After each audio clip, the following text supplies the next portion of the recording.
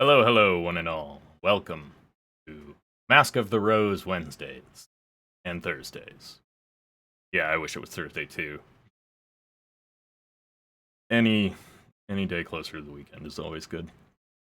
Howdy, hello, welcome. Last time we were here, we were trying to reconnect with our rubbery boyfriend. We never got an opportunity to hang out with him, but one of our other good friends, our boarder, was accused of a murder that, whether or not he committed it, it didn't take, and his victim is back up and going around, though he is still imprisoned for said crime. We are trying to investigate that, sort of on the back burner. Oh no, do you have shit going on this weekend, Ash? Ugh. But then we also met up with our new good friend. Oh no, I forgot his name. The Clayman, who we met at the very end last time, who I very much liked, and he gave us an evil hat. Darn. Well, we'll find it real quick. Oh, is it the Magic pre-release this weekend? Ooh, yeah, that's gonna be hectic at an LGS. You have my sympathies and prayers. But in the interim, I think let's get back in. Yeah, good luck with that, Ash. For real. Okay.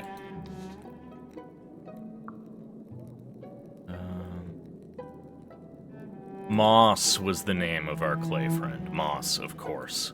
A delightful man. It is a good draft format. Morrissey and I have been playing a bit of that here and there in small draft pods now that the set got released through Tabletop Sim. Yeah, it's a lot of fun. But that aside, I think head on down to supper after we'd spent our time talking to Moss. I don't want them. He's trying to be kind. They are an abomination unto the Lord. And more importantly, an abomination unto me. Can't you make her see sense? Our new lodger is making horrid dolls for reasons best known to himself. Clay versions of us. Please make him stop doing it. Ash, I do want that cube list one when you're finished with it. I think that'll be very fun. I'm gonna laugh as though this request were a joke. Why would I make Moss stop making little clay versions of us? I think that's great. I chuckle as though it were a clever joke even to ask. Watch where you put your feet. You never know when someone's little clay head will catch you out.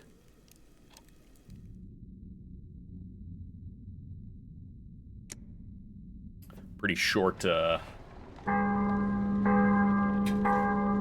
supper. I want to see Moss's little clay figure of me. Oh, I forgot our most important addition last time, which is our new friend Algernon, who lives on our head now. Our good friend who is a rat in a suit. We are trying to advocate for the Ratus Faber as well. Basically, any non-human resident of Fallen London who isn't Mr. Pages, we're a big fan of. As usual, I resort to the morning papers. The headlines today read, Townhouse Fire. Wild-haired and introspective students rescued. Outbreak blamed on unauthorized hexagonal map. Masters warn against unlicensed cartography.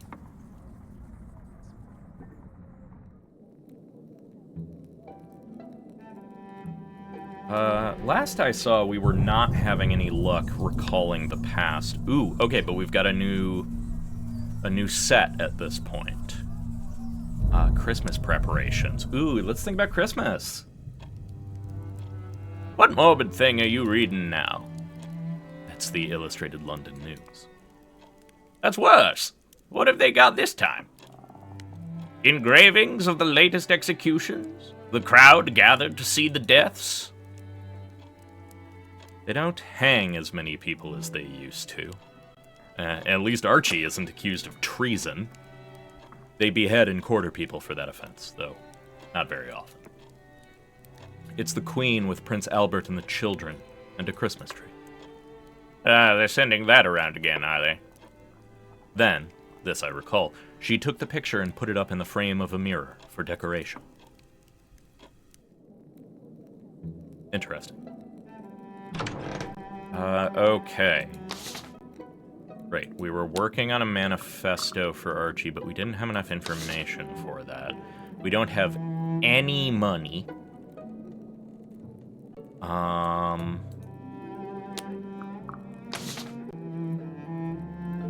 Moss is looking for a man who I do think we should probably look into.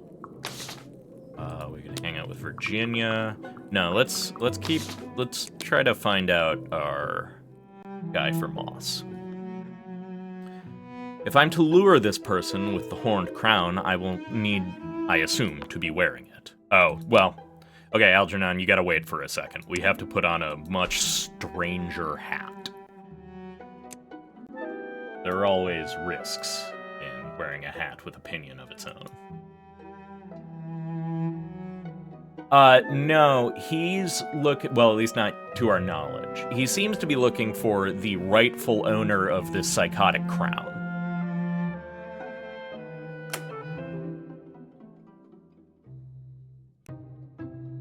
I'm satisfied with this. Harjit is not best pleased to see me here. Have you seen a man who... I don't actually have any idea what he looks like. He would be in red and gold. He would appear alone and say things to you that would appear strange. My goodness. A talking hat. A talking crown. Of course. My apologies. This man would have been encountered only in the small hours, usually given only to the dead.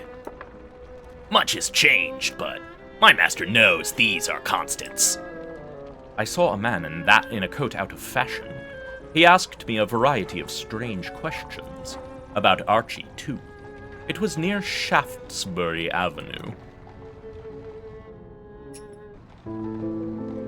The streets tangle. The lights are few here. A man approaches. Ah, good evening to you. I find myself caught on dusk's wing, like a firefly whirled upon a zephyr. A pleasure to encounter another of Twilight's walker. You may call me May. Pray, visit no witticism upon me. The name has its origins in a place far older and sadder than this. I will reply cautiously. It is an evening. Ah, famed British understatement. I am delighted to make its acquaintance.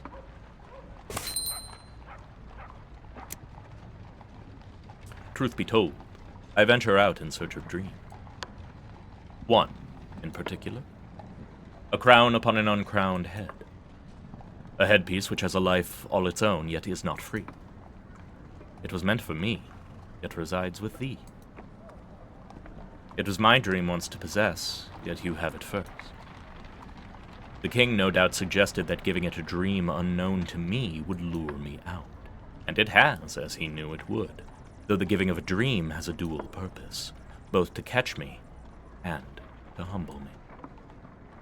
Only by possession of another's dream could I ever think of wearing the crown. And thus such ambition is but night's ephemera. The horned crown says something unspeakable in Loamsprach. I think it means it would like May to come to the point. Well, I think it is more than passing rude to listen to dreams without consent of the dreamer. Stored as they are in your horned head, I think I'd prefer to hear from the source direct. Wonder if he intends to become a subject in my dream. No, I'll tell you of my dream of the sea. I dream of an ocean, vast and strange. There are many deeper Z's here. Perhaps one day you shall sail them. There is salt in your veins still. Your dreams are a delight, and suggest one day my door will open for you. There, crown, my head is unpolluted of whatever ambition I might hold in my head. The crown you wear was intended for me. I have been lax in my time in the city. I lingered in dreams hoping to restore something I'd lost. And in my absence I have missed an overture to find what I was missing. I know my heart's desire would not have sent you with this. Ergo, someone else was sent. A man of clay, I'd wager. One of the king's own servants. But he faced an obstacle. Clay men, as you must know, do not dream. My king does not like to make a task easy. Now I must begin the ritual to signal my acceptance of this gift. There are much easier ways, but my love is a traditionalist. And these were written on the boughs of the twin cedars not long ago.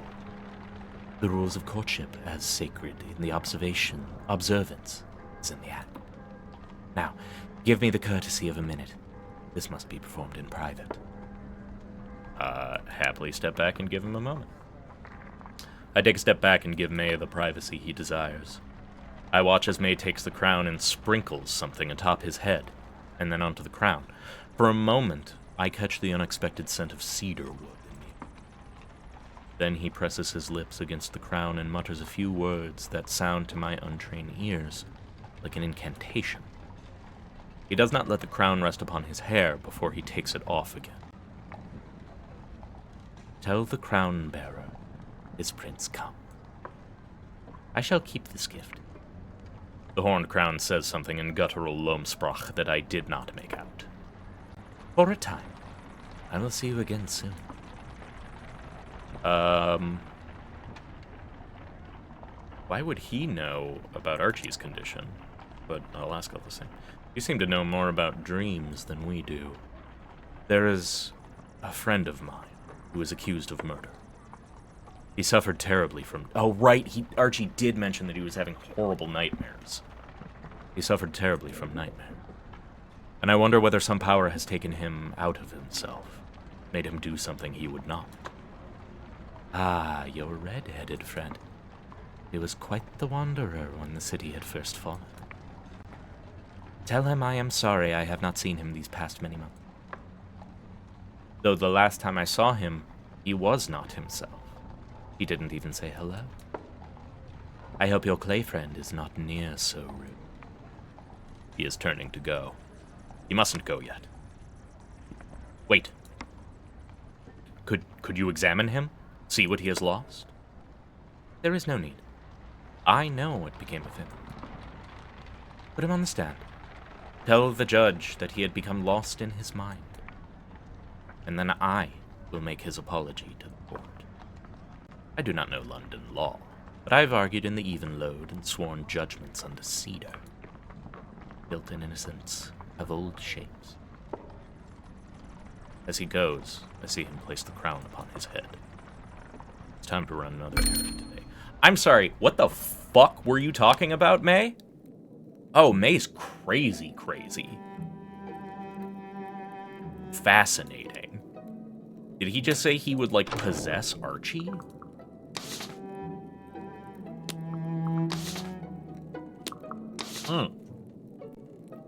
Interesting. Okay. Right. We need 5 coins for Ferret, but once again, we simply have no opportunity to get money.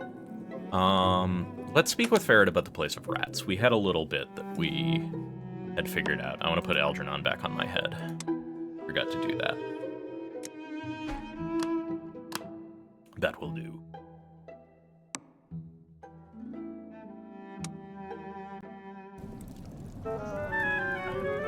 Hello, Morgan. Mentioned that 4 other cities fell before. I've heard 4 other cities fell into the deep. Rat, hat. Barrett plainly thinks I find this idea alarming. Dear me. If you need scritching, I'll bring down the terrier and let you give him a scritch. Works wonders for me. London is the 5th. That leads to a little speculation. What the other cities were, and where they landed. Lord of Carrion, thank you for the follow. I very much appreciate it. Have you heard about Her Majesty's Palace? I say the cellars is a sight. Rats as big as bears is just the beginning. Okay. Cool. There's some down there has got teeth for hands. Sharp teeth. Alarming. I'm a support in this alarming situation. It's frightening, but whatever comes, I'm here with you. The air's warmer for just a moment. Briefly comforted. Lay out my story about rats resenting any teacher. I lay out my theory about the leadership of rats, about how they likely react to any human liaison, and how they might not best be saved by a human saint. Rats down by the docks talk of a saint of rats. It seems a farcical notion to me. Okay, so we've got rat tracks at the prison barge. Nevertheless, if it's a rodent power you're looking for, that's where I'd go. Not to say that'd be acceptable to Londoners, but I'd be curious to know what you found. Would you? Whether you see them or not, it'll be the vicar's blessing you need next. There is a brief lull in the conversation. Once again, there's I need this hair. It isn't anything to do with rats or spiders, but Ferret clearly indulges in an additional commerce when the opportunity presents itself. It'll keep the rain off your head and make the constables think you're someone else. At a distance, anyhow. I would love to buy that wig, but take care out there. Lots of biting creatures in the alleys these days. I'm starting to think they got my old apprentices. Apprentice, singular. By now, Horatio will be wondering where I am.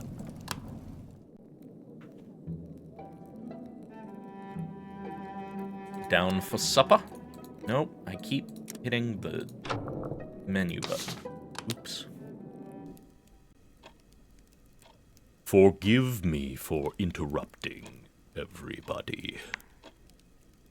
I have something I'd very much like you all to see.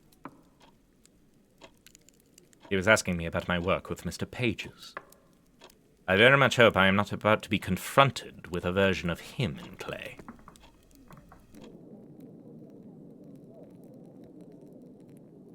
The dolls are lifelike, but imprinted with cheeky caricature that reflect the essence of the original. I hope these are to your liking. I took inspiration from a show near Hogs Lane Market I saw. It involved marionettes and what I took to be a crocodile. These are entirely charming, Mr. Moss. Yours has a nose in the air, Grizz. I did not notice that. Look, yours is wagging her finger, telling someone off, no doubt. I believe she is emphatically making a point, that's all. I think these will do nicely, Mr. Moss. I agree with enthusiasm. They are a fine example of their craft. Oh, and you have so few to compare them to. I think they're wonderful. Indeed. Even if I'd seen 1,000, I'd find these 3 my favorite. I am glad my work has provided satisfaction. I suppose I have differed from my king's own project in one crucial respect, however. I could not keep from including your particulars in the project. You are all so fully formed already, I couldn't help but include your character. Yeah, I'd tell Moss that this was the correct approach, I think. No, I think this was the right way to go about it. I am glad. Artistic expression of this kind is not encouraged in Polythreme. The conductor controls the choir, not the other way around. I am glad my humble efforts find favor here. Speaking of which, I must get back to my task. I don't wish to give Mrs. Chapman cause to fret.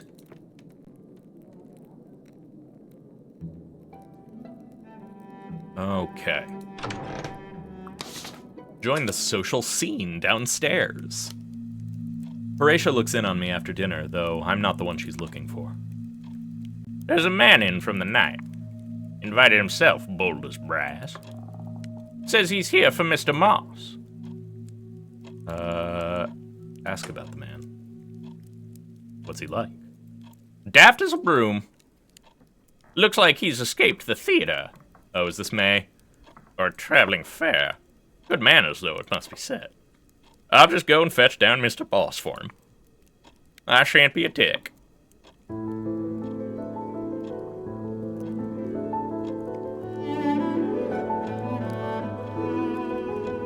yet in her dream, sometimes she is a bee nesting at the center of a great hive, attended by drones, spooled in honey.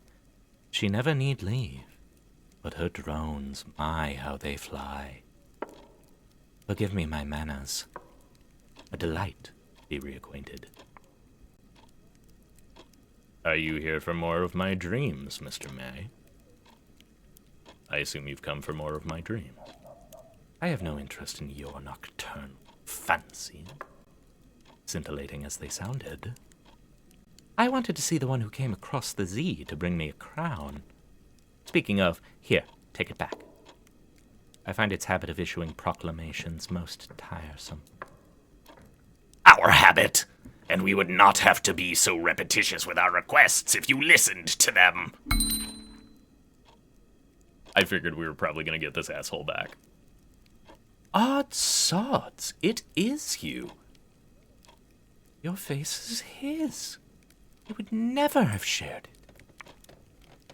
Moss makes a rumbling noise deep in his throat. You have me at a disadvantage, for though the king has spoken much of you, I do not know you. But some part of you must recall. Cedars, the heart and knife. What you said as I held your hand. What I said as I held the blade. You really have forgotten all I have meant to you. Moss makes a sound like loose pebbles falling into a fountain. I think you have me mistaken. I am the messenger, not the king. I'll allow Moss to speak for himself. This is between those two, not me. I imagine our friend has something to say. Indeed. Much as I wish to know more of you, I do not wish to do so by deception. I am an imitation. I am not the king. You have his face, but you are not he. You were born to the clay, though there is a diamond in you too. A passing fancy that my love and I were reunited. Our grand love won from death, finding a new act after long separation. But such a story as ours could not find continuation in such a humble place as this. It is only my heart's cruelest fancy that caused me to mistake you for him. I am the intended recipient of the crown you bore. A gift chosen for its cruelty, a representation of all I lost so he could gain what he casually discards. A cruelty I have earned. Indeed, I savor its every cut. Hey, Scoop. Welcome in. Hopefully you didn't get too soaked by a downpour. Though I imagine that would be refreshing after the heat. I thought our tradition was ended long ago, yet by chance it continues with you. The king forbade us to speak of you. He only told me what was needed. He makes a long grinding noise, like the erosion of chalk cliffs. It continues for some time. Yeah, I imagine Jojo loved the rain. Easy enough to find you, but I know so little else about you. Even how to address you. I know what my king would command, but he is not here. He looks to me as though searching for the answer to a riddle.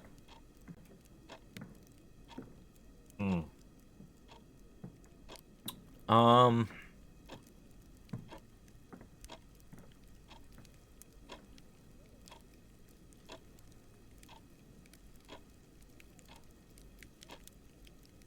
tempted to tell him to follow his own heart, but I'm worried that that will come across as just me not being interested in his stuff, because I already sort of let him do all the talking already. I think let's say he should probably treat May as a fellow subject. Treat him like a colleague, basically. You both serve the king, don't you? We did. I still do. I suppose you must still, or else you would not be here. Service comes in many forms. It is perhaps purest when it goes unregarded, or else is performed despite the protestations of the one service. I am glad we have found an accord. When and from out of the king's rule, kindness is so much easier to find. He would be furious, of course, that we find solace beyond the comfort of his own love. To hate, to keep, his affection is of the smothering kind. But make no mistake, we are out of his shadow. Or why else would he cast you off, like shale from a mountain's shoulder? Abandon you to the ruin of the last city and the fall of this one. Moss makes a noise like the fracturing of a diamond deep in a mountain heart. How was he to know the task would be so difficult? Nor could any have expected a city to fall while I was in the last one. Moss makes a reluctant sound, like Sisyphus taking a moment's pause. Had he known, I am certain he would have summoned me home. The truth is such a bitter draught, I've found. I am like you, Moss. I have served faithfully, and have been found wanting. In all these centuries he has acknowledged me but rarely, and then only to insult. He has made you in his image. You have served as ably as you could, and I have no doubt. But you have failed. He has discarded you just as he did me. He has left you alone in this strange place. He has known the fall of cities before. He has known their signs, and still he did not call you back.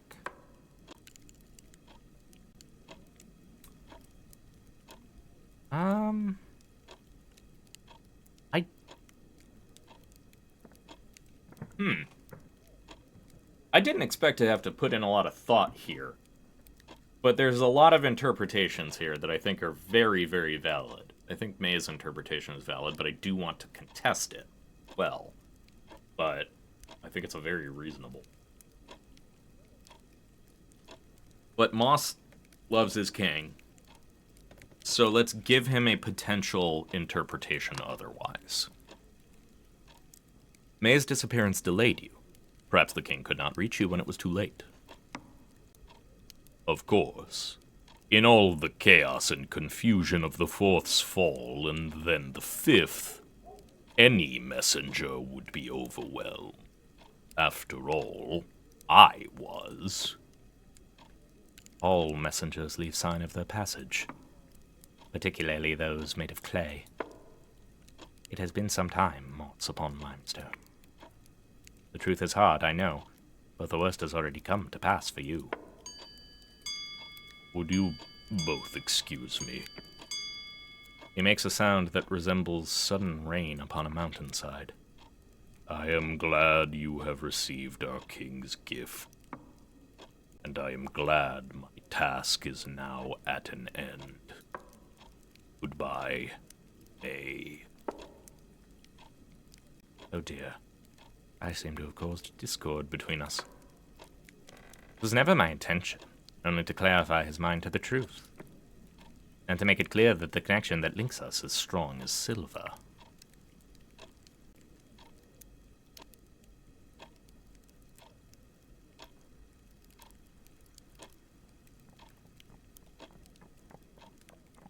I don't like any of these. A baffled king composing Hallelujah? I'm gonna reprimand May on this one for driving Moss away. You were awful to Moss just now. The truth is awful.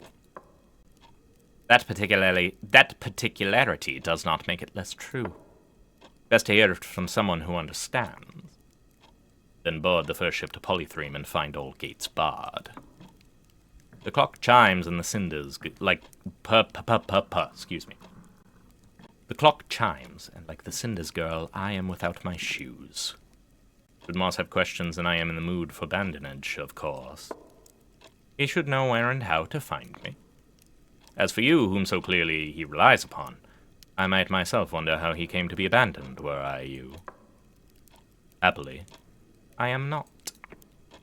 But I assure you there is a breach between him and his king. I know the marks to look for when the king severs one of his own. A good night to you, and pleasant dreams. I really like May out of character. I feel like in character as Morgan, I hate him. I think May is very interesting. I think he's the proprietor of the Royal Bethlehem Hotel in, Fallen London, which is where you go if you fully go crazy. If you let your nightmares build up to the point where you lose your mind, you end up in the Royal Bethlehem Hotel, I think, under his care. He's referred to as the cheery gentleman, or the smiling gentleman, or something like that. I'm the first of the morning paper. The headlines today read, Initial exploration of sunken parliament retrieves prelapsarian artifacts. Speaker's mace, Jubilee crockery, ministerial remains. Pig deceased. Hi, Bridge. Welcome in. Glad to have you here. All right, wake up. Call to horrors.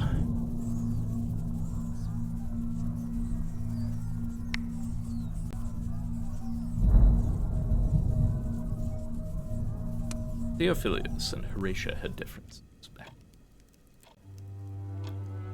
Someone had come to ask Archie about the Christmas services. Theophilus? The dead pig, not Bridge. May I rely, then, to read the second lesson? May I rely on you, then, to read the second lesson? If I must, but... The sacrifice of Isaac. No, that is to say, that's the right lesson, but he isn't sacrificed in the end, of course. That, naturally, was the miracle. It's Horatia I recall best. She didn't get drawn into the unimportant parts of the argument. I've always been more partial to the fourth lesson. Ah, but consider how the second lesson ends. Your descendants will take possession of the cities of their enemies. That's the verse I most dislike.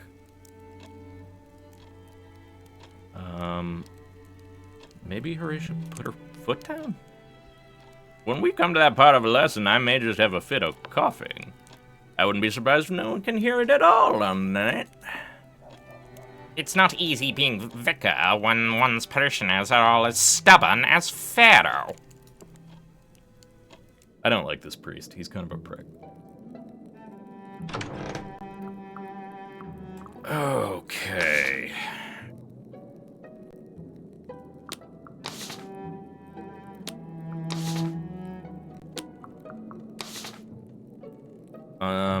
Seek rat profits at the docks. 100%. I contemplate whether this is really what I want to wear to an encounter with unknowable rodent powers, or whatever it is lives at the dock. I'm satisfied with it. The husk is filthy and dark. The hulk is filthy and dark. The shadows shift and multiply.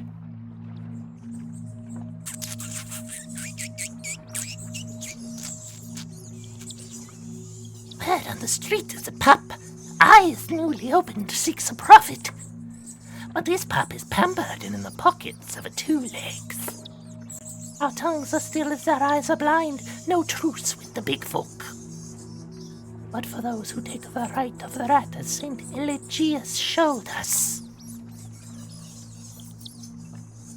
Ask what it wants with Elgin. What do you want with my rat?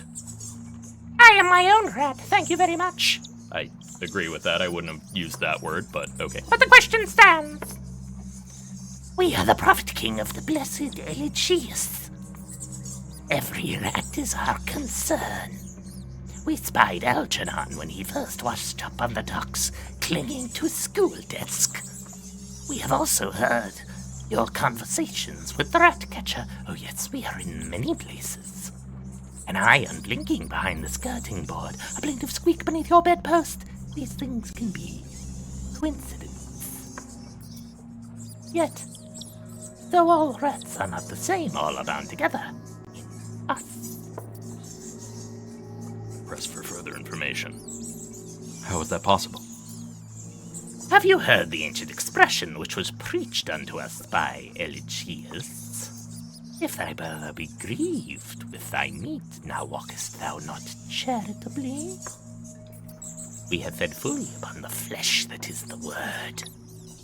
It has bound us in a community, a greater ratdom, a crown of wrath on his head. When he beheld our many eyes, he named us the angels of Ezekiel. Now we are bound by his relic. A piece we took from him links our tales. But look not to the old carrion. The word lives on our flesh. And though our bodies perish, the swarm persists. This is the greater ratdom, which extends across time in a great chain of knotted pink tails. Nothing wasted, nothing forgot. One in many, many in one. We have heard your ferret's wishes to introduce a rat to your church. We extend a counter-proposal that ferret join our church to be a voice for the rats in this city. In initiate, they will be honored among rats to undertake the right of rat and be deemed one of our many. A charge bestowed upon us by blessed Eligius, tongue-bearer in days gone by. Tell Ferret the prophet king waits. Tell them to come to the church crypt. He will wait there in the dark for their communion. One approaches for whom this sight was not meant. We go. The shadow lessens, for a glimpse of many tails sliding from view. For once, Algernon is quiet.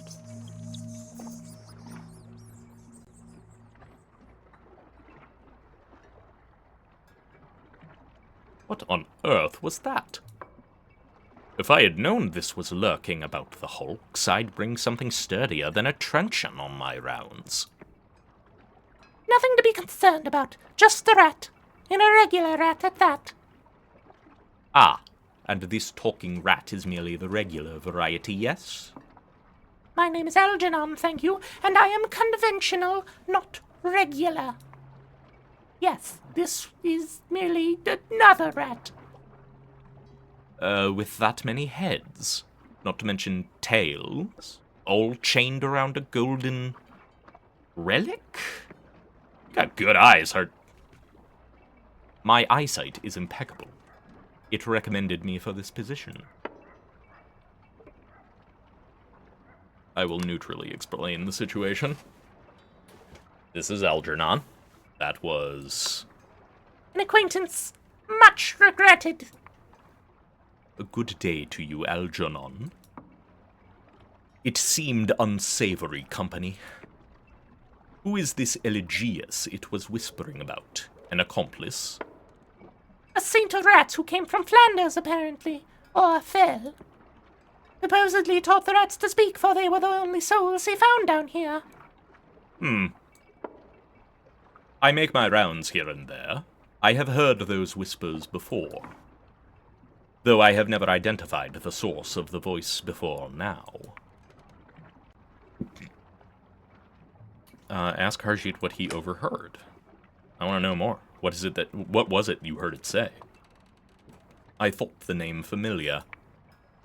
I have heard it whispered here before, like a prayer in the dark. A knot of tales for his halo. Holy words on his skin. He walked on 2 legs and spake unto us our names. All of us to follow, all of us to speak. The largest and the least, Saint Elegius. Improbable as it all sounds, perhaps there's truth in it. That is, a saint of some kind taught the rats down here to speak. Perhaps best not to pry further.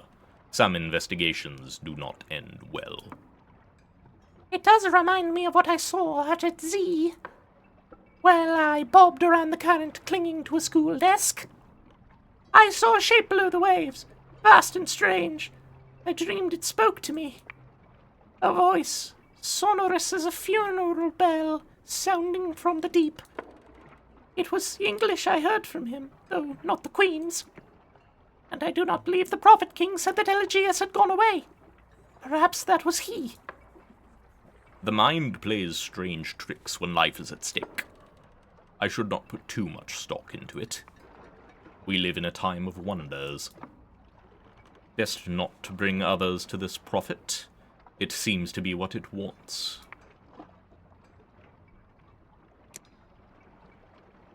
I suspect we should hear the rats out. They may know more. More than me, certainly, loath as I am to say it. If I did not have more urgent things to attend to, and 100 of them at that, I might argue the point. I'd only ask that you tell Ferret all that you've seen and heard. In their trade, it's best that they are forewarned.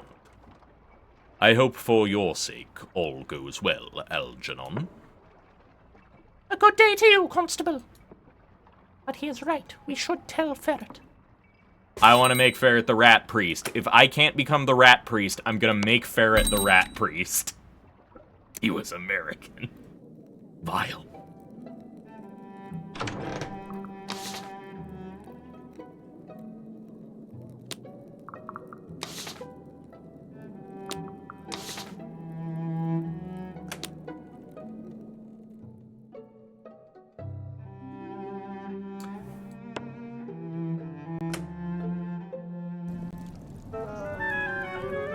Hello, Morgan. I gotta tell you about the Rat King, bud. I went down to the docks for a bit of a walk around, and all of a sudden, the shadows are full of rats. Rats that speak with one voice, talking about rituals of rat kind. Would have made your hair stand on end. I go on for some time and make no effort to hide how frightening the whole business was. The description becomes more frank as I go. Stop fretting. By the by, you should have seen the basement I was called to yesterday. Needed a fire iron to hack back through the spider webs. And the biggest spider asked me if I didn't care to stay and be wrapped up in a nice silk jacket. Which I declined, as you might imagine. I trauma dump on Ferret about the rat mask, and then he trauma dumps on me about being actively spoken to by a giant spider. We have a nightmarish relationship, I think. That's why I want to be, like, buddies with him. Might find myself investing in a suit of armor soon. I am not here on any special business. I hope to see how you did. Well, I wanted to tell you about the rat stuff. Apparently that isn't more. I prepare to go, but we find we each have more to say. We spend a while longer talking inconsequentially about this and that. Ferret tells me a little of their upbringing and how they came to have dealings that went beyond ratting. When you're in a person's attic, removing of their spare population, so to speak, well, they're less shy, aren't they? And they guess you friends that are less reputable still. So you'll be standing there with a sack full of rat bodies. It's a historical tale, I'm telling you, hush. Very edifying, I'm sure. You'll be standing there, as I says, half covered in the substances that don't bear speaking of. And that's when they ask you if you knows any ladies of negotiable virtue, say, or a place to buy naughty books. By the end, it's just sense to put in your preparations. But they don't seem troubled by the broad nature of their current commercial callings. Every time I go up to kill a bunch of rats in someone's attic, they asked if I know a whore or know where to buy porn. On the contrary, they seem quite settled into it. Ferret is growing fonder of me. I have only platonic attentions towards Ferret. My face betrays my feelings. It is nearly time for supper.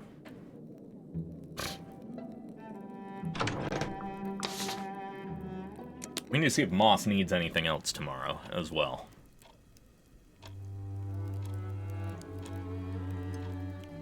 Moss, do you eat?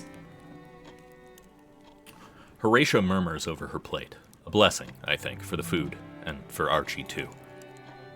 I mentioned that I saw Archie today. What other questions would you ask an exterminator? I don't know. I don't know what you'd ask.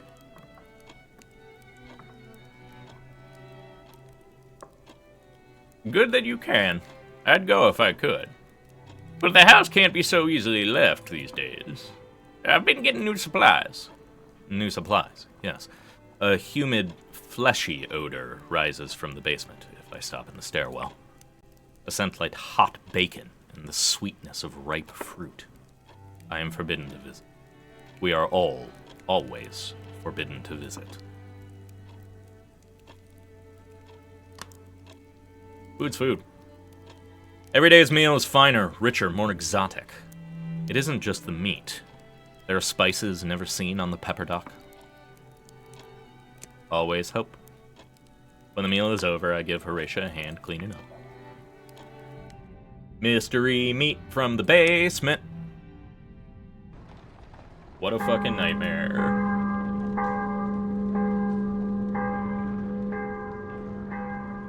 Days remain in Yule.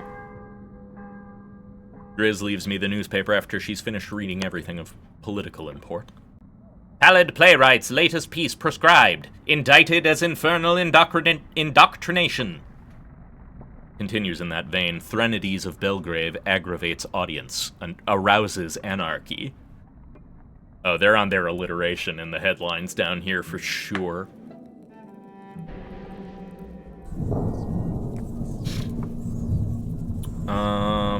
A month or so after the fall, all of the trees died. Nonsense. The trees were already half dead. Half. They'd been withering and losing leaves slowly. Now look at them. Overnight, they're all dead. And in some places, they're gone entirely. Grizz pointed out what day it was. March 20th. Equinox. The days and nights are hardly equal now. There was a notice in the broadsheets about the phenomena, and a profile of the Totteridge yew, the northernmost tree to have fallen with London. Overnight, something drank that tree to her dregs, consuming all the sun had endowed, leaving only bitterness. Archie took the sheet away to pack medicine bottles.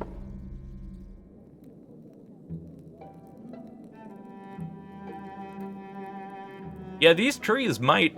I don't know, maybe they've started to talk. Can't trail Hershey incognito until I have a hat, presumably. Can't do anything there. Looking to Ferret's goods, visit with Ferret, or... I suppose I should talk to Theophilus about bringing rats into society.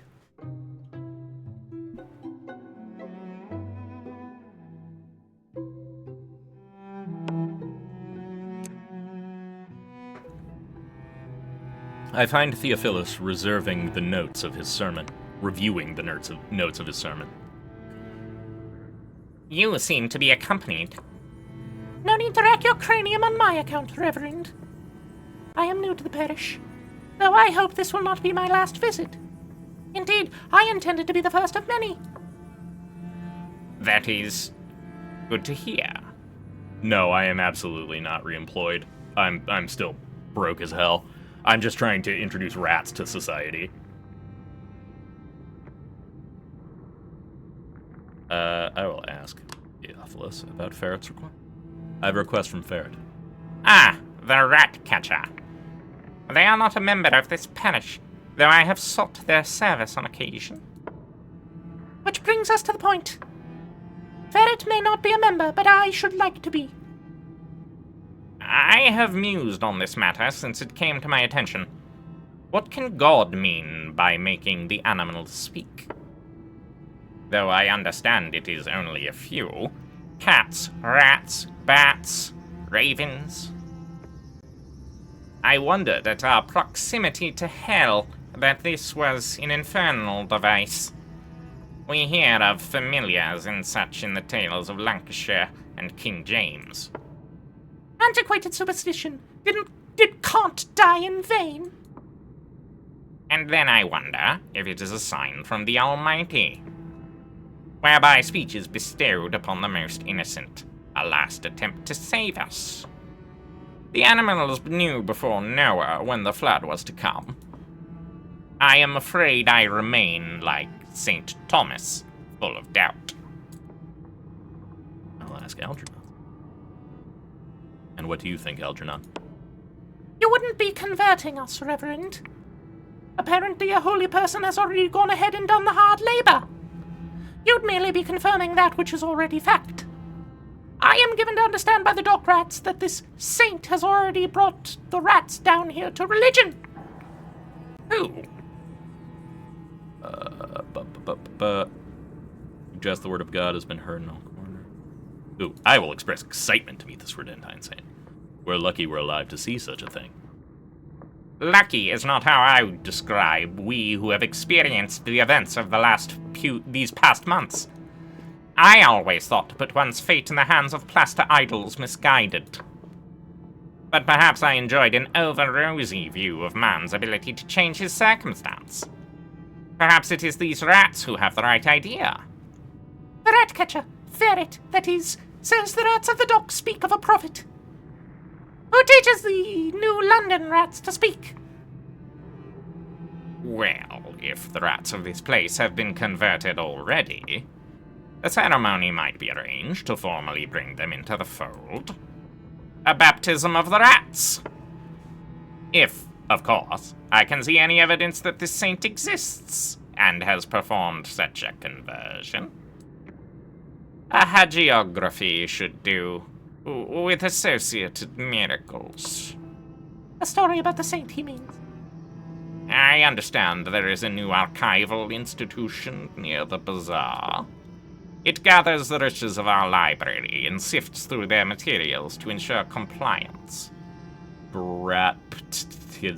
That is impossible to say, Scoop. Ratism.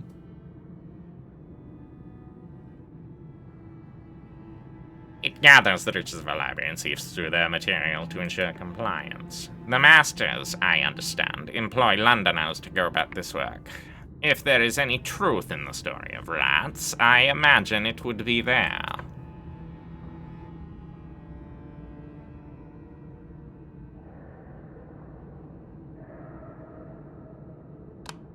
Raptism. I want to believe, but like St. Thomas, I require proof. Until then, I really must cede to this crypt. Baptize Algernon. What the hell? What the hell? Something has landed on the roof. It sees us.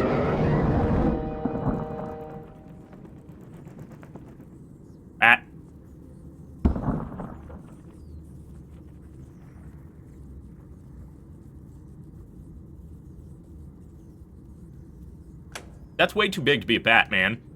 That is larger than any bat I've seen. Larger than an eagle, come to that. A gargoyle? An imp? It's landed here a few times, especially when the choir is practicing.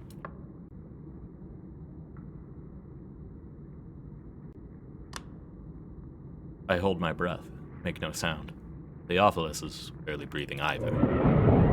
Yeah, I do believe that this is Church of England, so...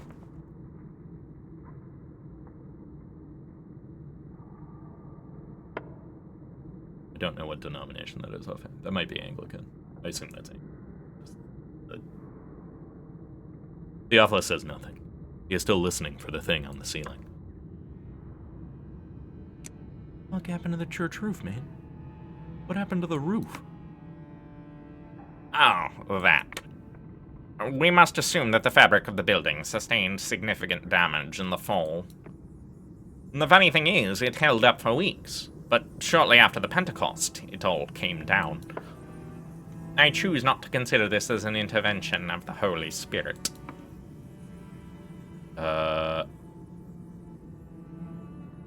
I'll pray for you.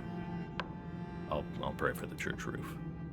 There must be an overwhelming number of such intercessions just at the moment. It was good of you to stop in. Lord, see you safely home again. Judging by the clock, I can afford another day. Thoughts and prayers. I don't have any money to donate to you in any way whatsoever, but... Okay, let's make a story about the rat's patron. The Rat Prophet King.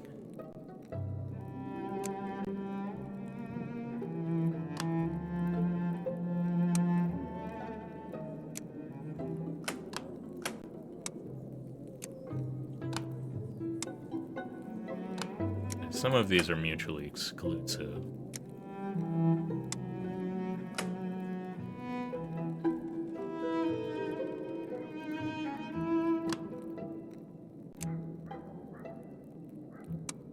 Ooh, I can make a rat schism. Yeah.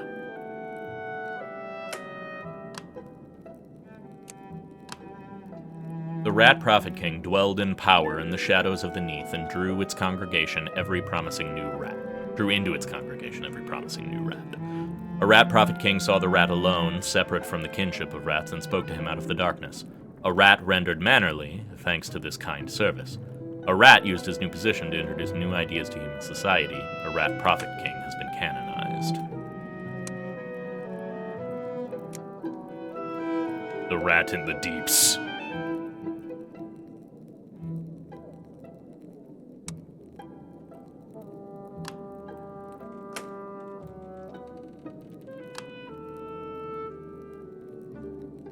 Ooh, we could have the Rat Prophet King still be wandering the Neath. No, I think let's have him venerated as a saint. Yeah, I like our rat theory right now. This is our rat legend. Search the archives. Though searching the archives might give us more tools to deal with that. I want to see whether Moss needs anything first, though.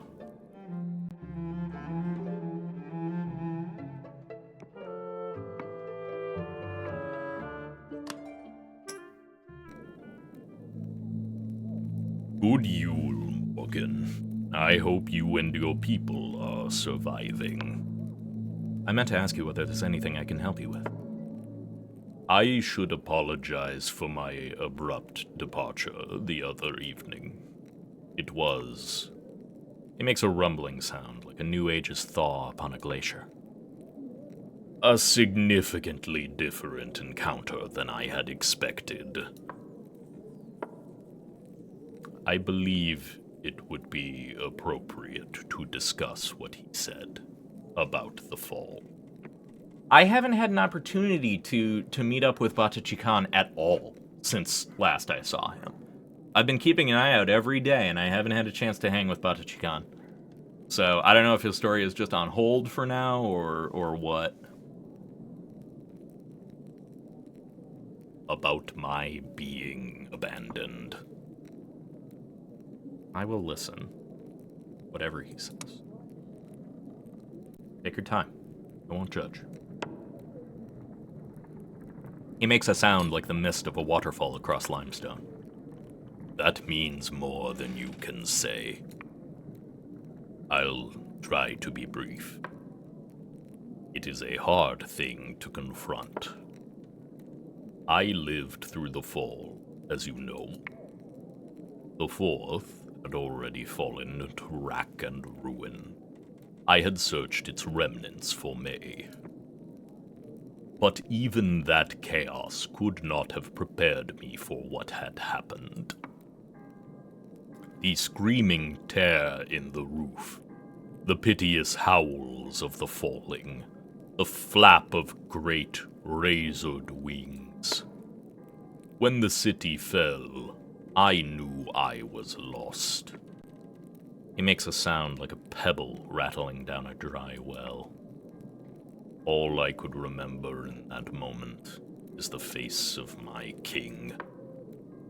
That last day, I was in Polyth. We were in his garden, surrounded by his statues, all bearing his face. I disagreed with a principle of his for the very first time. What, I barely remember. I realized in one wonderful moment that I was not him. I was separate. Myself. I came to him in innocence, eager to tell him this new, splendid thing. He makes a sound like a shift in tectonic plates far beneath the surface of the earth. You can imagine, I think, his reaction. The next day, a ship waited to carry me here. I thought I could still prove my worth and finish the task. Now I fear A is right. I have not measured up. I am unfinished. And more, I will not be.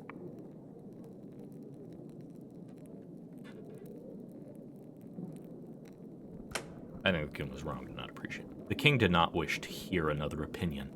It's nothing to be ashamed of. But a sin on Polythree. The source of my happiness and the cause of my exile in one. But I am glad you think better of it. It gives me strength to confront the truth. I would like to find our May, if we can. He makes a sound like the workings of a quarry. I almost said my May, then, as though his possession is inherent to my form. As mine is the king, or was. I feel I should. I want to speak to him again, but I do not know how. London is vast, and it has changed much since I first walked its streets. He said I would know how to find him, but I do not. I think he has confused me with the king again.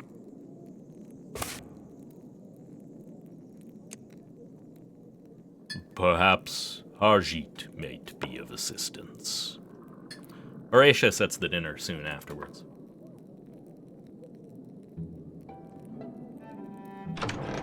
We had a lot of friends that were helping. But I want to spend more time with Batachikan.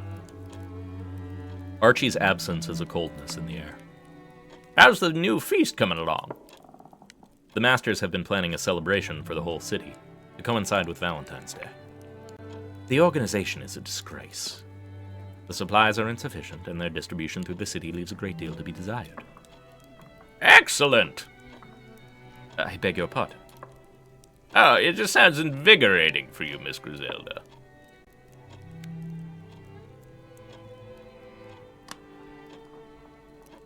It's good that you're working so hard on this. Once it's finished, there will be another task at least equally difficult, and possibly with even less of a purpose.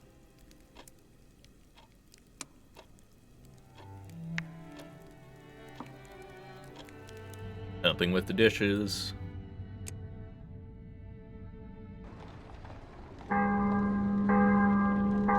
Wonder if that's gonna be the end of Yule. If that's the Valentine's Day thing. That's why Mr. Pages was so fascinated with romance too. The headlines today read: Tiffing terror! Impish foundling fiercely defends caddy of surface tea.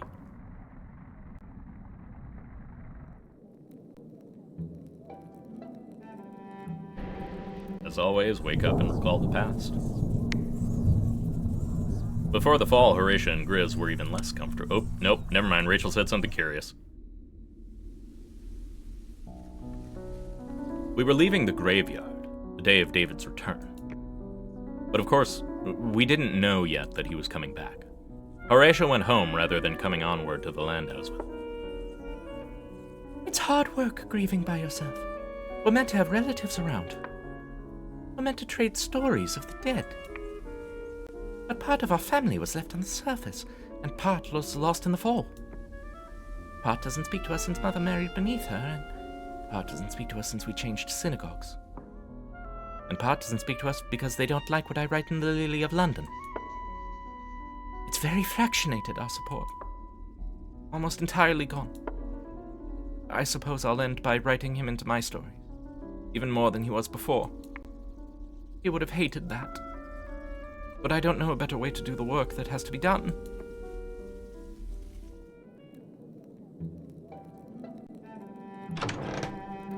Okay. Whew, we got a lot of things ahead of us right now.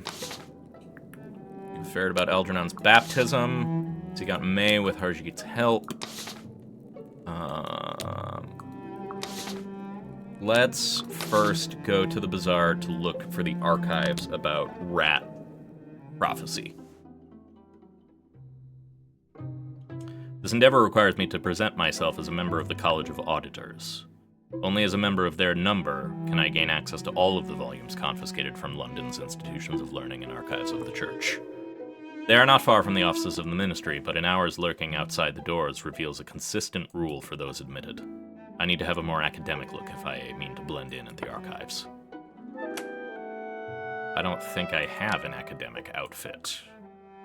I have a prisoner's jacket. I don't think that one's gonna do it.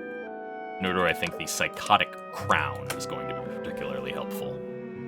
Okay, so we can't do this right now. That's fine.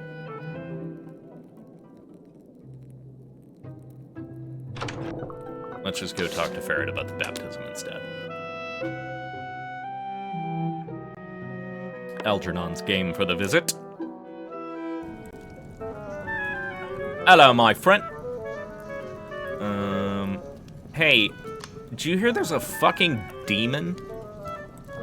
I was at the church when something enormous landed on the roof. Not a bat or any ordinary bird. It looked in on us from above for some time before it gave up and flew off. Talking eases the sense of alarm, but I go on for some time. Eddie. We turn to the price of mushrooms, the difficulty of finding fuel. These are the subjects that people discuss in the Neath in order to avoid talking about teeth and snakes and the occupants of our dreams. I think this explains the relationship between religion and rats. We met a rat calling itself the Prophet King by the Ungulate. Who now? An old rat, very old, or many rats bearing the same title. They said if you want to get closer to the rats, they'll initiate you. You'd be one of us, rather than we one of them.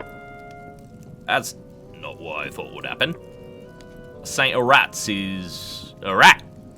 A saint of rats, what is a rat? Suppose it makes more sense than the all of G is kicking about. Seems silly, really. To think they just follow our ways. Though they hadn't been here long before. Vanity it was that made me think I could bring the rats into religion. Not thinking they had a religion of their own. They took what they needed from Elegius, I think. They did not say what became of him after. They will meet us at the crypt of St. Albans if you wish to join them. No time like the present, is that? Maybe it's time I paid me dues for all my years catching rats. Lead on, Algie. I think it's time. We'll go down to the dark and see what the darkness does. Come on, Algernon, we don't want to be late. Indeed not. I doubt tardiness is a virtue in the Church of the Rat King. I imagine there is an inventive list of punishments that would make Tokamada blush. Always help, Algie. Time to find out what it means to join the congregation. The crypt has been opened. A chill air emanates from below. My skin bristles as though it can sense eyes upon me. There are many shadows in the church.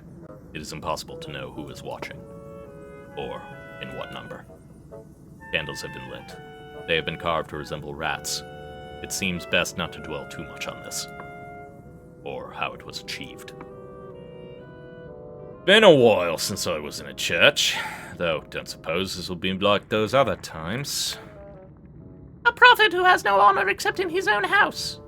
But this is a king among prophets, and this is not their house. Well, let's hope they're in a welcoming mood. You came. Most would balk. Even St. Eligius did at the last. The rat catcher will approach the relic. A little rat shall lead them.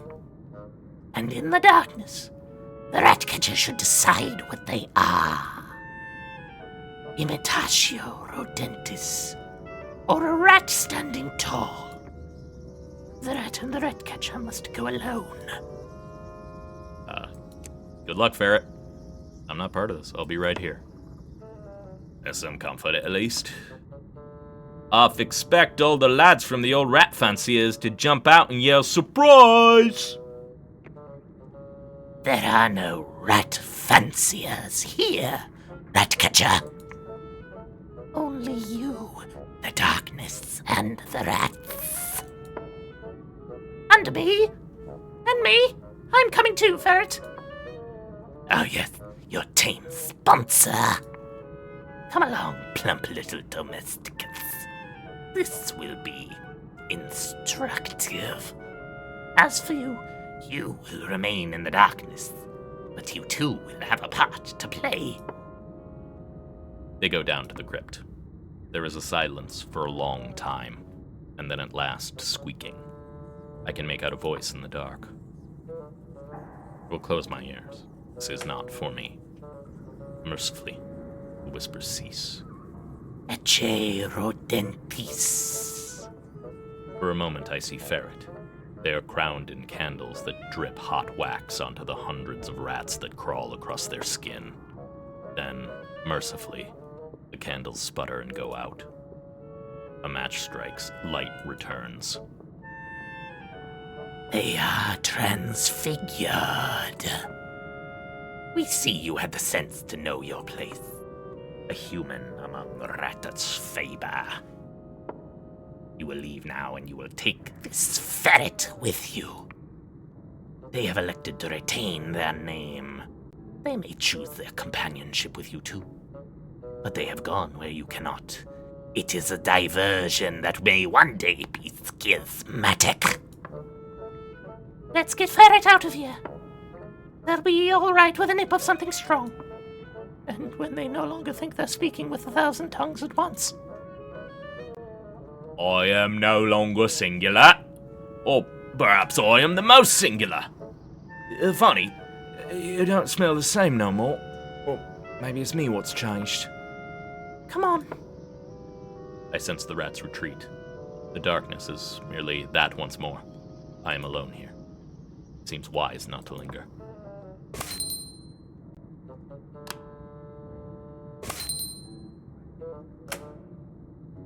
Well, Ferret, I hope you like your new job as rat prophet.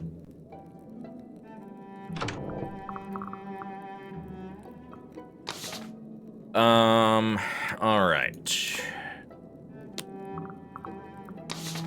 In the interim, I will seek out May with Harjeet's help. Oh, we near a crown again.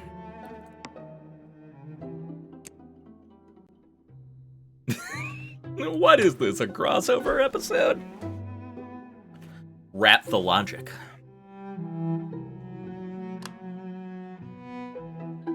I feel like an epidemic, like an actual disease in Fallen London, would be super bad for them.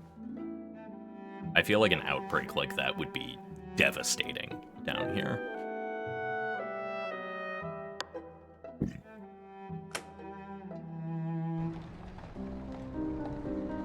Whatever bad blood there is between me and Harjeet, he very clearly did not forget about it since last we met.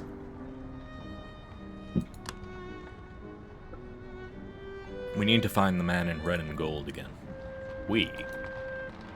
I remain both vocal and present. Of course you are. I saw him recently. He asked me about Archie in a very suspect tone. He said he must be a stranger to me these days. I don't like to think of him keeping up with our affairs that he knows Archie is in prison. But I will take you to where I saw him last.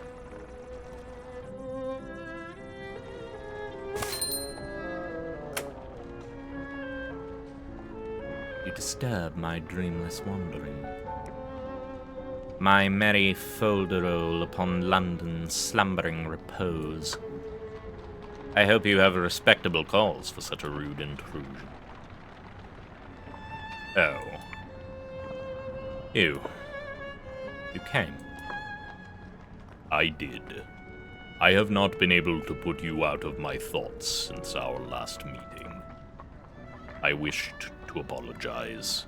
I was rude, discourteous. You were in my home. Oh, piffle. Neither of us are truly home here.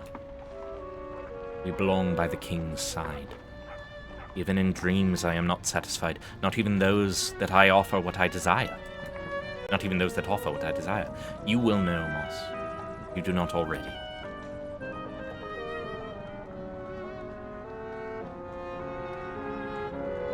Dreams are a consolation. We must take comfort where we can. Yes, indeed. And how are the gaslights in comparison to the sun? Go and ask the roses. I suppose that is the lesson. To learn to live with the inferior. And forget what was. Nevertheless, I wish to apologize. Apologize? To me? Irony of ironies. I have a confession of my own to make. The task you were set was impossible from the start. The gifts my lover sent me were contingent upon my good behavior. And my abstinence from a certain game of high stakes.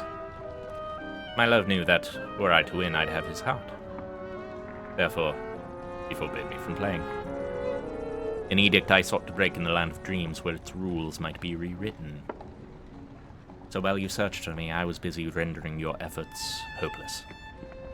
Had I succeeded, he'd have forgotten both the task and you, having need for neither.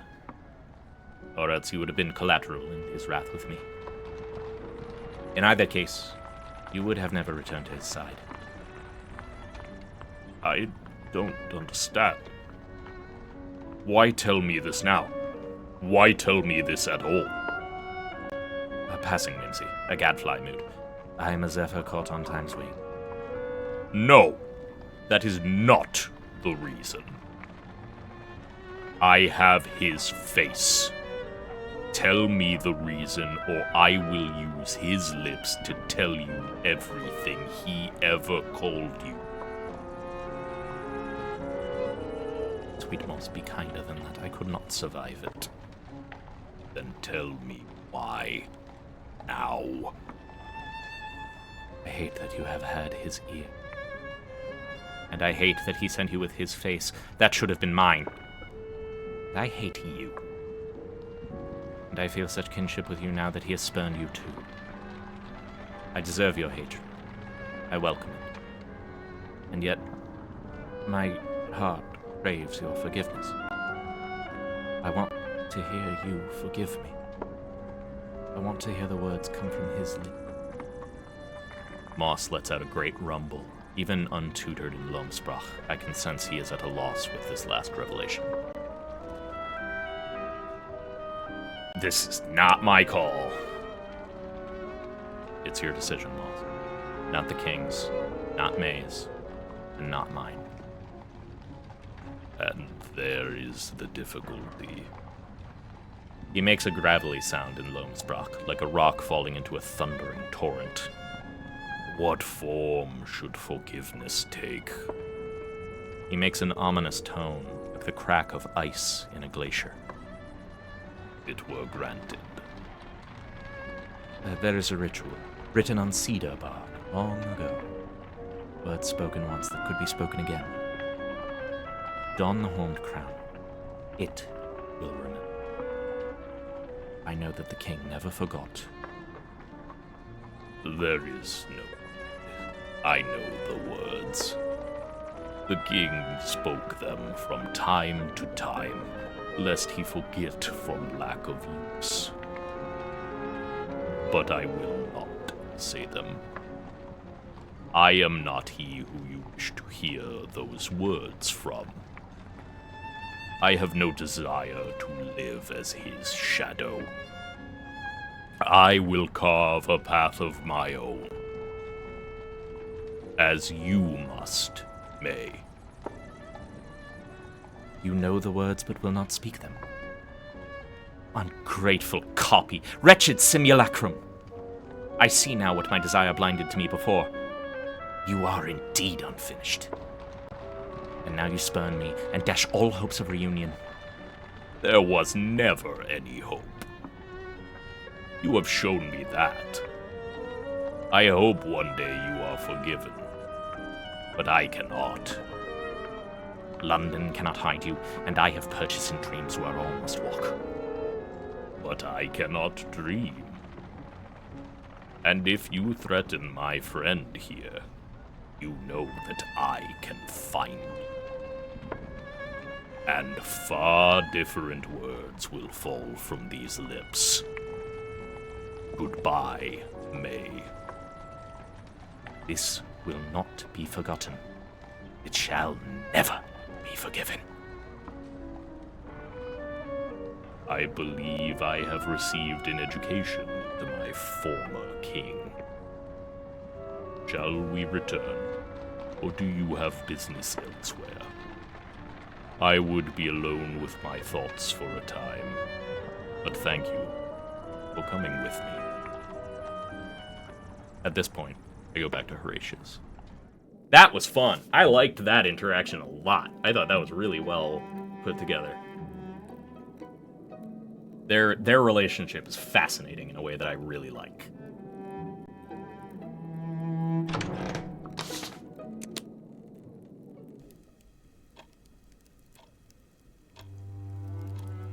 New ships have come to the Wolfstock Docks today. Wolfstack Docks today. Which of those, Miss Griselda? Same as they ever were. I've forgotten how London streets go together. All the names have changed.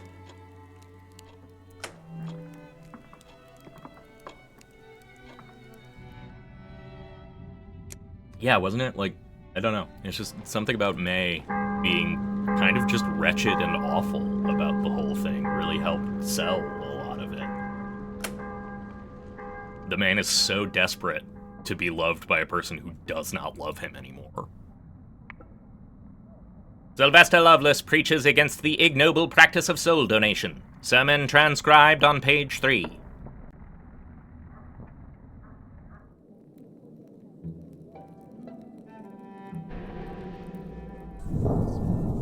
Also, I was a huge fan of Moss coming to be like, hey, by the way, I don't dream, and if you fuck with my friend here, I'm gonna kick your ass. Somebody who has my back is always, like, immediately just, hell yeah, brother, let's go. Before the fall, Horatia and Grizz were less comfortable together, which is impressive because they're very uncomfortable with one another. Oh, why is this so zoomed in? Is this intentional? What a remarkable painting, Miss Chapman. You're kind to say so. I don't think this is intentional. I think this is a bug. They were stiff with each other back in those days. Oh no, this was intentional. Oh! Grizz always talked as though she wished she were somewhere else, and she didn't have trousers yet. Oh, poor Grizz. A lion's expression is very admirable. Amiable. I defended Horatia from the implied market. Yeah, I can see why Grizz really wanted her trousers. Damn, girl. Aside from the whole suffragette aspect. Hey, Myth. Thanks for popping in. It's not an exhibit at the Royal Academy. I think it suits the place and the owner very well. Ironically, we were all just talking about how bad Grizz looks in this, because she really wants her trousers. She hates this outfit.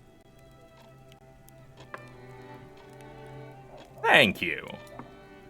The painting depicts the peaceable kingdom. The lion shall lie down with the lamb, and the little child shall lead them. Ah, scripture, it's... not Leviticus. That's the book with all the putting to death. Yeah, I see a lot of you in Grizz, Scoop. Grizz feels very if you were from 18th century London. Isaiah, the painting was a gift to my father from Quaker friends.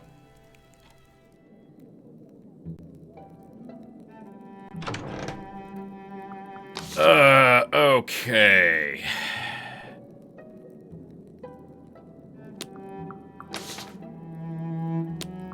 You know, I don't think May is gonna help us anymore.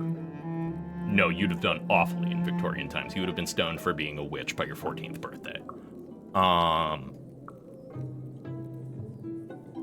So I think we need to go back to this jailbreak plan. I do not want the Horned Crown anymore.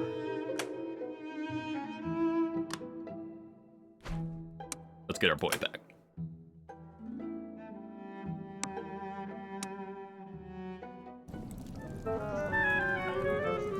Hello, my friend. Hey, Ferret, I'm glad you're alive, bud. You live and breathe another day. We turn to the supply of gas and oil. It is a favorite pastime speculating how much of these commodities the masters have in store, and whether they could have come from, and where they could have come from, and what will happen when night falls entirely. Suggest bringing Archie out of the hole. I was wondering what our rats associates can do. I thought perhaps they could remove Archie from the HMS Ungulate. If we were to make a polite request, rats prefer respect is how I understand it. I reckon they could get him out. Put an end to any ropes or bars that might happen to be in his way. It got teeth and very small saws. Saws, files, wrenches, all neat as you please. But he'd need a place to go, wouldn't he? You'd not expect him to keep in a rat's nest.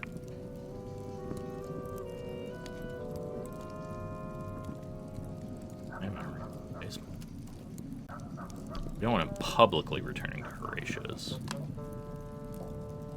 He could live in the basement at Horatia's. It's bigger than it looks. Someone searching it might not find him. I've heard rumors of your basement. It's flooded once or twice, I know, but it's dry enough now. That wasn't the rumor I had in mind. Rumors of things that didn't have a name and didn't live on the surface anyhow. Yeah, the basement's where the meat is. Could they do it, do you think? They might enjoy it. One hates to admit it, but not all of my kind are attached to the usual decencies. This is a task for your country, cousins. Count on me. I'll see it's arranged before the case comes to trial. Hell yeah! Silence falls. I don't have any money still. I wish Ferret a good morning. Come back soon!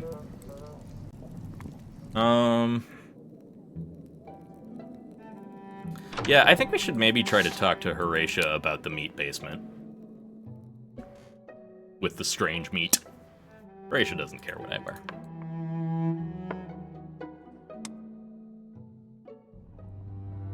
I find Horatia in the basement, taking inventory of our supplies. Great, this is what I wanted to talk about. Horatia seems glad to see me. Excuse me. Horatia seems glad to see me. I could offer Horatia the brass I got for the service of the devils as a foot warmer. I will give an unexceptional greeting. I hope you're well. I recount the least interesting events of the last few days, things that will not startle or alarm anyone. Horatio digresses into an anecdote about a house that had caught fire and all the children who had come out to warm themselves by the blaze. I explain that this is a social call. I prepare to go, but we find we each have more to say. We spend a while longer talking inconsequentially about this and that. We talk about the time before the fall and Horatio's misadventure into the St. Albans choir back then.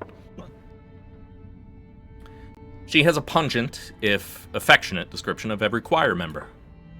Ms. Williams Soprano is likened to a goat in childbirth. But she knew it herself, poor dear. But we have reached a greater level of trust. I have only platonic intentions towards Horatio.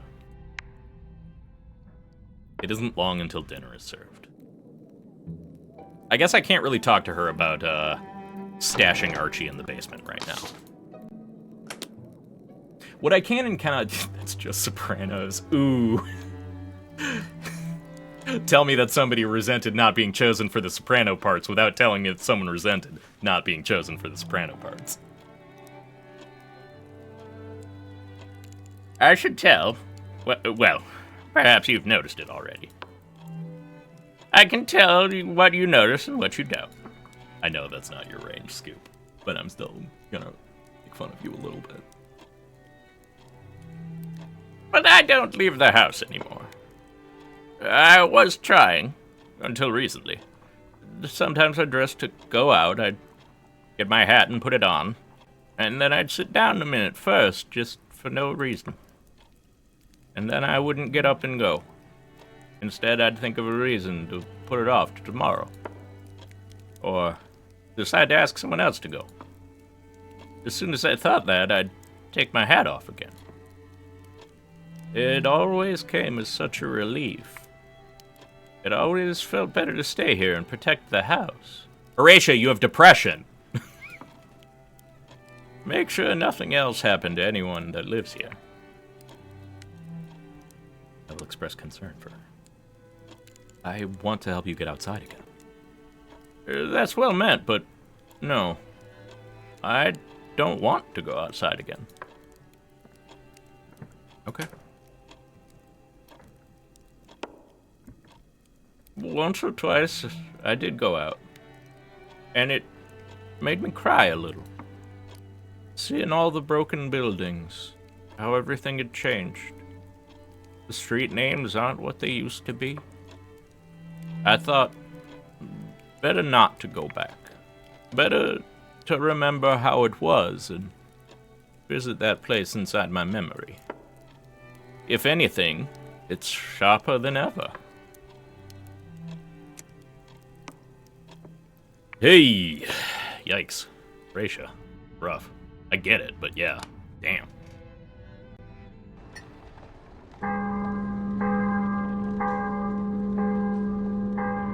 Nearly 300 days since the fall, the 300-day anniversary.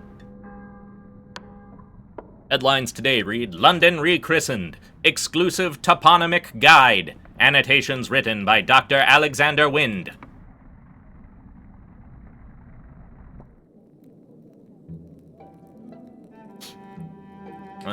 We might be out of the past to recall. No. There's another Horatio and Grizz scene. Where do I submit my orders for supper? Which orders would those be, love? Concerning what I would like to eat, so that the housekeeper can prepare it. This isn't Claridge's child. If you care to dine in, you'll have the same meal as the rest of the lodgers. And it'll be what I fancy cooking that day. Oh, in that case, I'm content to leave the matter in your hands. My mother did always say that it wasn't ladylike to leave the poor housekeeper with the responsibility of choosing a menu. So I thought, but I imagine on reflection that that's for when one has guests. Oh, poor rich girl out of her element.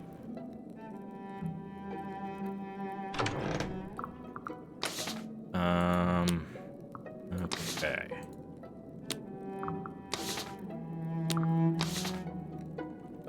I'm gonna see whether Grizz needs anything. Right now, I'm kind of at a bit of a dead end.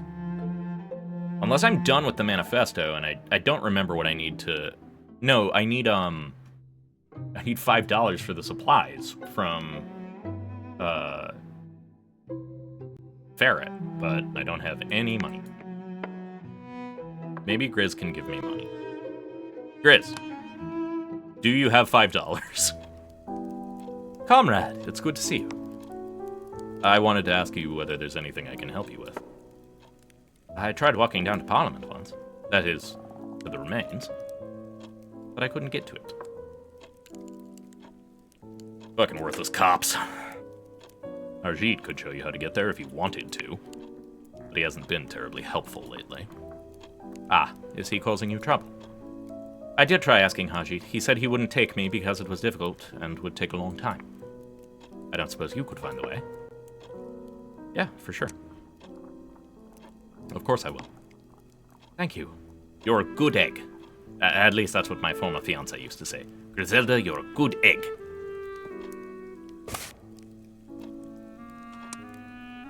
Silence falls.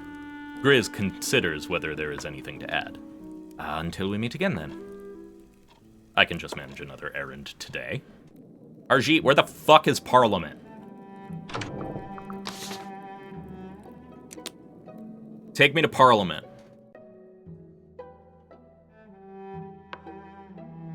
I've got laws to pass. Arjit greets me coldly. Parliament, parentheses, sunken. Do you know how to get to the old Parliament building? I know, but it's not an easy walk. The area wants visitors less than most. I'll be away from my beat for a long time. Plan to ask later when I can offer 4 pennies for his trouble. Oh no, everything costs money. Perhaps another time. There is a brief lull in the conversation. If you found your way to the surface, would you come back down here? Or would you count yourself well free of it? You know, I've started to come to love this place. It's fucked up and weird. I think I'm better here than up there. I know a few who would say that. I might not, myself. I'll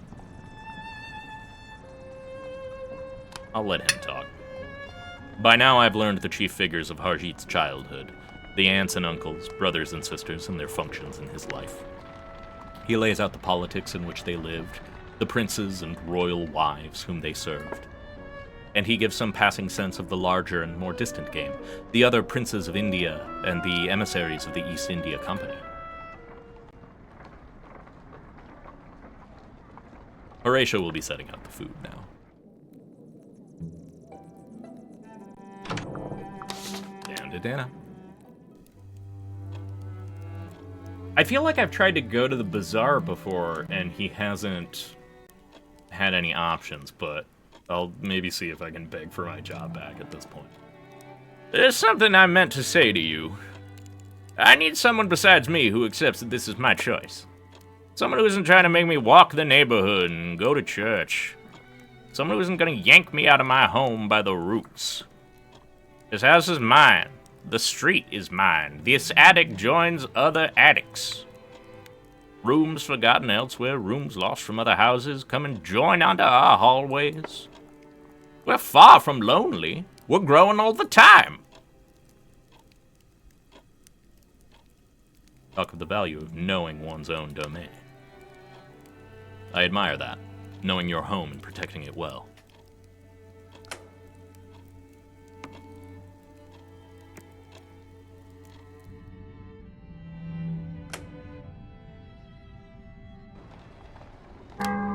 I need money to progress Archie's thing. I need money to progress Grizz's thing. The headlines today read, Nightmare of Mechanical Bear continue to plague Old Castle residents. Huh? You're having nightmares of a robot bear? Did May do this? I have no memories anymore. I've run out of memories.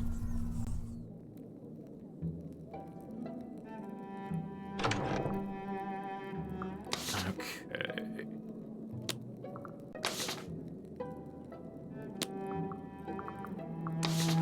Yeah, I can't go back and talk to the bat. I guess I'm gonna try to deliver a manifesto to Archie once I make sure that... Oh yeah, this is what I wanted. But I think the things that Archie needed are the stuff that I needed from Ferret. But let's try.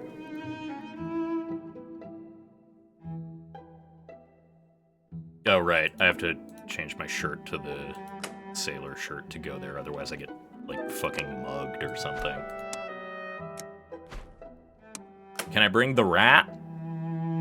Can I bring Algernon? Yeah, good. Okay, cool. I'm satisfied with this. You're taking a risk coming here with that, Archie. Don't watch out, they'll pack you up in the ungulate beside me, and then where will we be? Allow Algernon's presence to make an impression. I see you've noticed my headgear. I like to consider myself a fascinator. Just an example of my affiliation with the creatures of the Neath. At night on the ungulate, sometimes you can hear things singing in the water. I'd heard them before, but never as clear as this. Are there words? Lyrics? Aye. Most nights I cannot remember them by morning. Just sometimes a half sight of a kingdom underwater. Deep green water, and a throne without a king. Makes a change. Makes for a change from the rest of the ship, even if your mind is playing tricks. Something worse. Or that. I don't even know what it would be. It isn't the rats in the hull. Indeed, singing, alas, is something we have largely failed to master. I was never permitted in the choir at school for this reason. There's a great number of those, but they did not go much for song. Last night I did hear, to remember. Last night they were singing us something to do with Parliament. All the ministers drowned. The building of Parliament did end up in the Thames. I haven't been there to see the site, but there have been sketches in the newspapers. I'd hate to think what became of Grizz's uncle. About the manifesto. I need supplies before I can pass anything along. Yeah. How do I get money? I see he was one of my closest friends. Everyone down here needs an ally the way I see it. Time was when the thought of this would have stopped me in my place, for fear that I cannot take a liking to anyone without something happening to them. But that fear doesn't weigh so much on me now, and I have you to thank for that as well. Nice. How do we get money?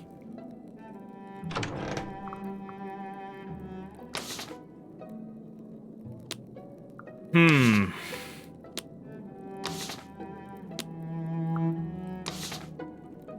did it to David and Rachel.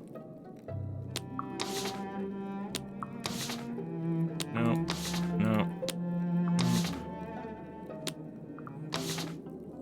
Don't want to talk to Theophilus. I don't like Theophilus. Yeah. I guess let's talk to Rachel for now. She's the more acceptable of the Landaus. One must hope Rachel doesn't have a prejudiced fear against vermin. Well, we'll find out pretty quick, I bet. But Algernon is coming with me everywhere.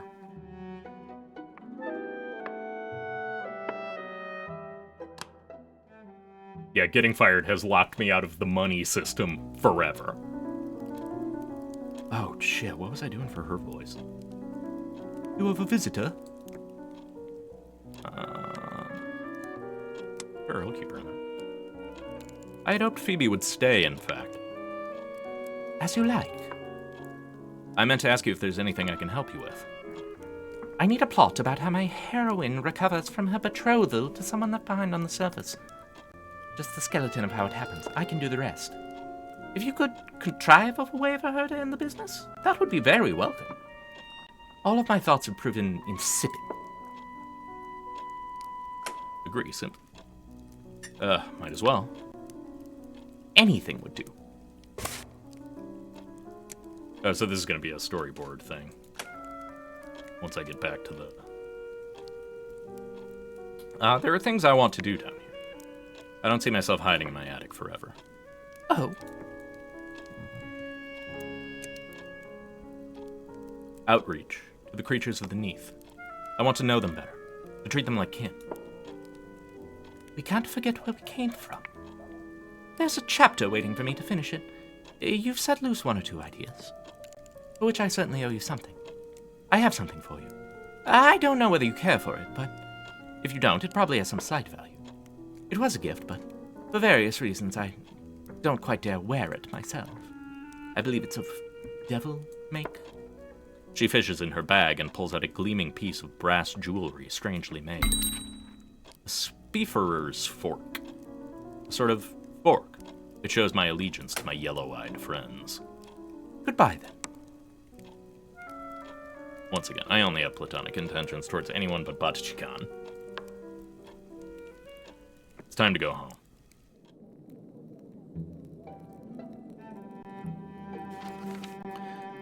Okay, Rachel. Oh, Grizz.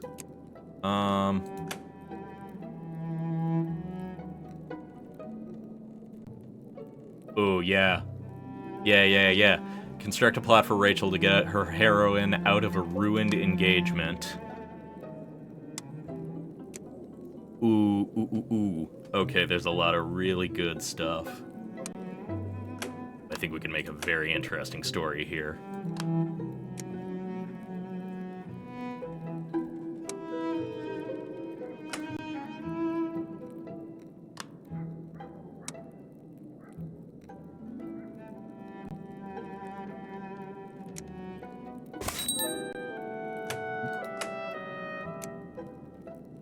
The spoiled beauty had lost her betrothed in the fall of London. He had departed for Paris only days before the cataclysm. The spoiled beauty could not bear to think of him, still enjoying the sunlight, and perhaps the tenderness of French ladies, while she languished in the Neath. A rubbery man saw the opportunity to pursue their long-standing love of the spoiled beauty. A rubbery man made a passionate offer of marriage. The spoiled beauty accepted. The spoiled beauty is happy in love. A rubbery man regrets nothing.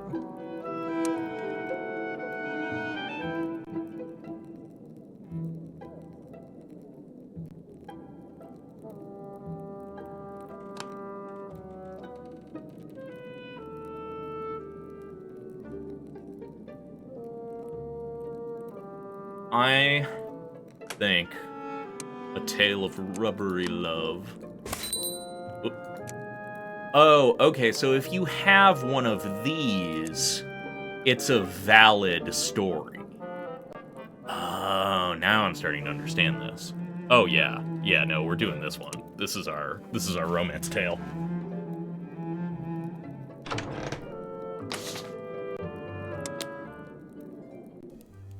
For love of a rubbery gentleman. No, we're not having any supper scenes anymore right now.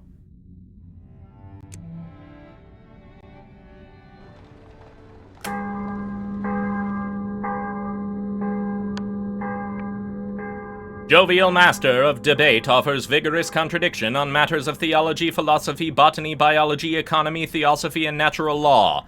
Any stance gladly adopted. Services reasonably priced. Engage now to argue against your fears of coming apocalypse. Debate me in the arena of facts and logic.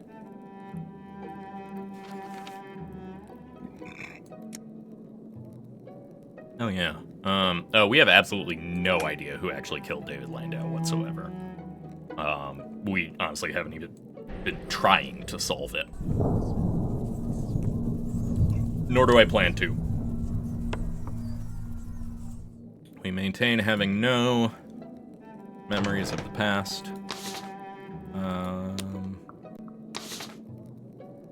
Okay, Rachel, I got a great story. That's a reference to Pirates of Penzance, the title. Oh, really? Interesting. I'd missed it. It's been a million years since I've thought of Pirates of Penzance.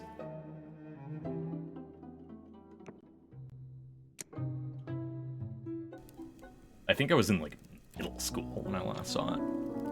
You're a visitor? Totally fine with Phoebe staying.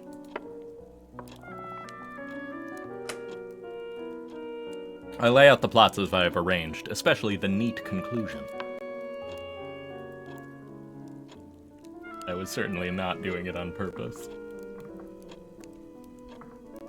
This ends very cheerfully. Yes. Need to write more chapters. They will require some source of difficulty. We begin in one predicament and we end in another. You left out the second predicament. You've brought the story to a standing stop. Ah, okay. I didn't know that you wanted to make this a series. I understand. I'll find another ending for you. Thank you. I know the requirements of the author may seem odd to the layperson. But if I sit down to write and I don't have suitable incidents in mind, nothing will go right. The characters will talk themselves in circles. Damn. I must return to my writing, I'm afraid. Goodbye, then. Rachel and I should be friends. I grin. Judging by the clock, I can afford another errand today. Okay, hang on. I got a rewrite to do.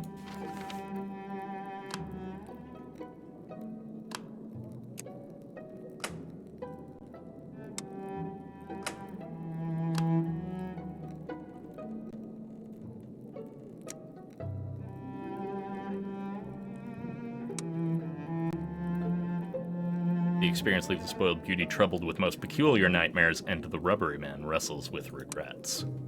Let's see if that's unhappy enough for you. Though, it didn't change the thing, which makes me think that actually it hasn't changed anything.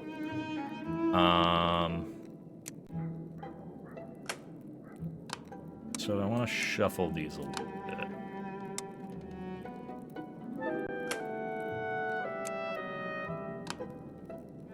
Well, let's try bringing this to... No.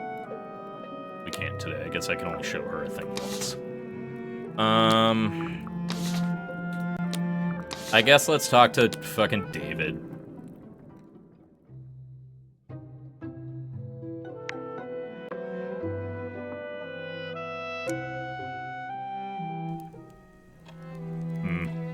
David nods to me without speaking. I meant to ask you whether there's anything I can help you with. I don't suppose you could come between Milton and my sister. Convince her that there are superior options elsewhere. Or that she'd be happier alone. I won't suggest speaking to him about it. That would be a lost cause. Brother, I'm not gonna break up your sister's relationship. Maybe it would be best not to interfere.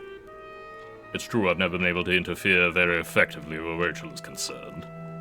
But that won't stop the family from blaming me if something goes wrong. Our relatives may avoid us, but they share their opinions clearly enough if Rachel Landau becomes the notorious mistress of the devil. And I'll blame myself if she's hurt. There's a brief lull in the conversation. You're fortunate you find us when the house is quiet. We had reporters on my resurrection from the newspapers. We've had medical men. We've had artists who wanted to capture an eyewitness account of Death's appearance for his next painting. But above all, we have received half of Jewish London. Recommend acquiring a fierce butler. This may call for more household defense than Phoebe can provide. I haven't won David over. In fact, I'm not sure he believes anything I say. There's a rabbi who was very concerned that I might start some Frankist heresy. And a young man who was convinced I was sent back to life because I had left some duty unfinished the first time. Most of all, they want my death to be an explanation for their lives. So they come to me for something I cannot give. ask my advice about their troubles when I've never been an expert in my own. Touch my elbows that the fabric of my coat has something holy to impart.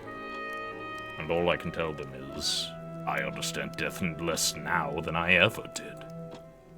When it was a bound on our lives, that meant something.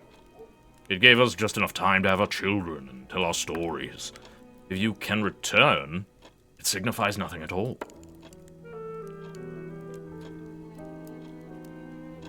I'll take a darkly sympathetic view on the matter. They might give you some time to recover. You've been on a long journey. This does not seem to occur to most of them. David considers whether there is anything to add. We should bring this visit to a close. I am not feeling well enough for this. I shake my head to clear it. The ruminations were gone. At this point, I go back to Horatius. Hey. Have anything for dinner tonight? Nope.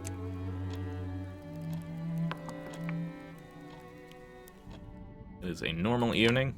Nothing happened.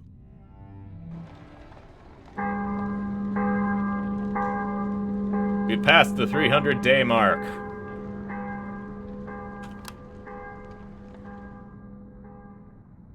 I'm the first of the morning paper. The headlines read, Feline answers carrying name of Pebbles accused from carrying prisoner's message from the HMS Ungulate. Pebbles has done no wrong.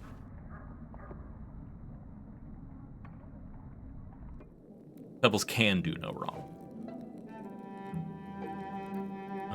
Double check, make sure there's nothing to recall. Yep.